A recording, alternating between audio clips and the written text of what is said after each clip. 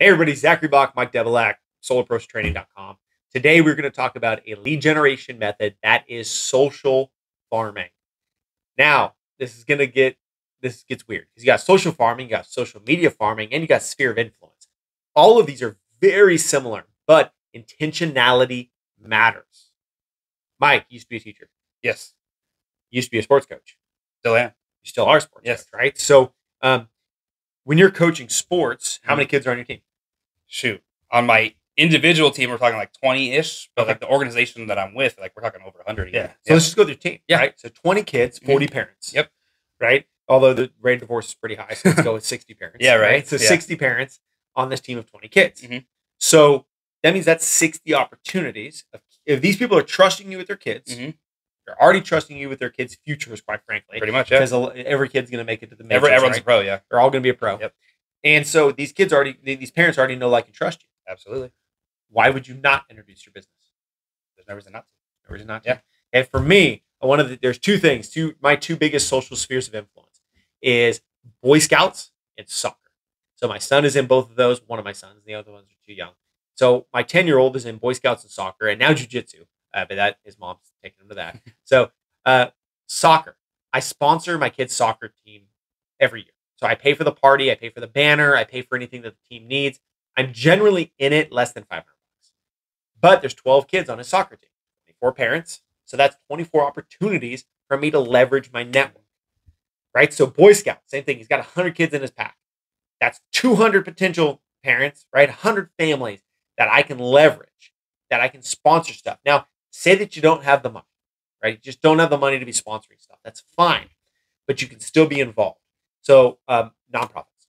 Do you do any work with nonprofits? All the time. What's kind of your main one?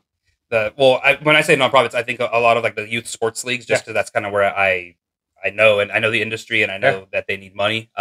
So I mean, really just finding ways to network with parents there and kind of be a guide. And as a volunteer, someone who coaches youth sports, I'm a volunteer. I'm regarded in a different way. And like you said, people are trusting me with their kids. And I'm with them 7, 8, 9, 10 hours a week.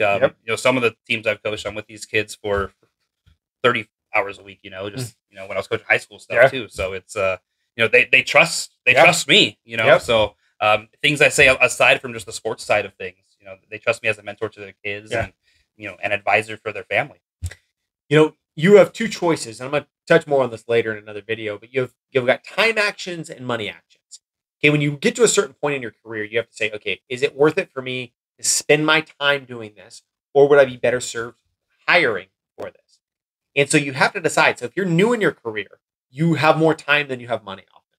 And so what you have to do is say, okay, I need to spend more time. So get involved with a local nonprofit, whatever it is, something you're passionate about. Don't work for a nonprofit you don't care about. It just end badly.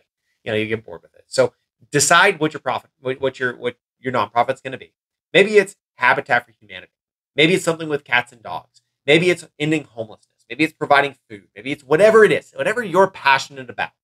Get involved with a nonprofit.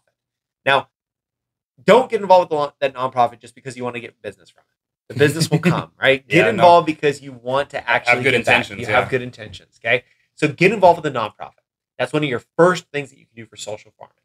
Okay, another place that people, and I've had people debate this one with me, church.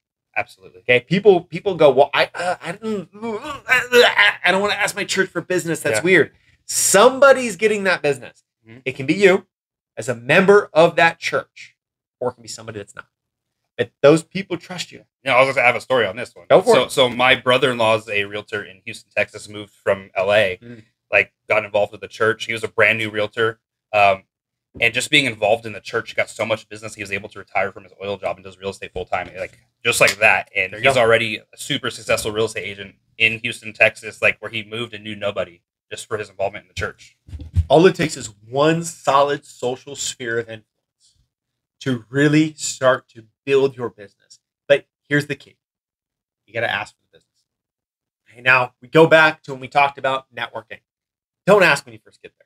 Don't wear a hat. No. Don't wear a t-shirt. Don't wear that kind of stuff that's like, I sell, solar. Give, ask. Bring it up in conversations. Use the Ford model, which you can watch the video on that. utilize these tools that we're giving you to really leverage your social sphere of influence. Have the conversation. So intentionality matters. Pick a nonprofit. If you're not religious and you don't go to church, that's fine. Figure out something else. Maybe it's Toastmasters. Maybe it's being a part of a Rotary Club. Maybe it's being a part. I started a club. I wish I would have known you then. Called Dad Bods and Bikes. Oh, literally, I'd be all about that. Dude, it's too dark now because it's at daylight savings time. But what we would do is like you'd have like 20 dads that just show up at 5 o'clock on a Wednesday night, and we'd go for a bike ride. And we'd go for like 5 miles. And I said it. I was like, listen, if you're a dad that likes to wear spandex and you got a $3,000 bike, and you're like that dude, this is not the group for you. No. We had dudes like showing up with beach cruisers. I'd be beach cruiser sandal guy. That's it. Yeah. I got business out of that group though. Yeah. I got business out of that group because everybody just showed up to ride bikes. But of course, all the dads were like, what do you do? What do you do? What do you do? What do you do? Got some great friends out of it. Got some good business out of it. Made those connections. And it was something that I wanted to do. That was during COVID. And everybody was just like sick of being in their house. So think about what you can do for things that you enjoy. Maybe you really like fantasy football and you need to start a league. I play football sometimes on Saturdays. I go out and I play flag football with a bunch of dudes, right? Stuff like that. I used to play ultimate frisbee a lot. I've gotten deals from my ultimate frisbee league that I was playing in. Yeah. Slow pitch softball. That's it. That's it. Yeah. Softball, whatever it is. Do these things, but don't forget to talk about your business. That's all I got. Anything else, Mike? No, that's pretty much it. Zachary Bach, Mike Doublek, Solar Pro Training. We appreciate you being a part of the team. Let us know if you need anything, and I appreciate you, and I hope to see you grow.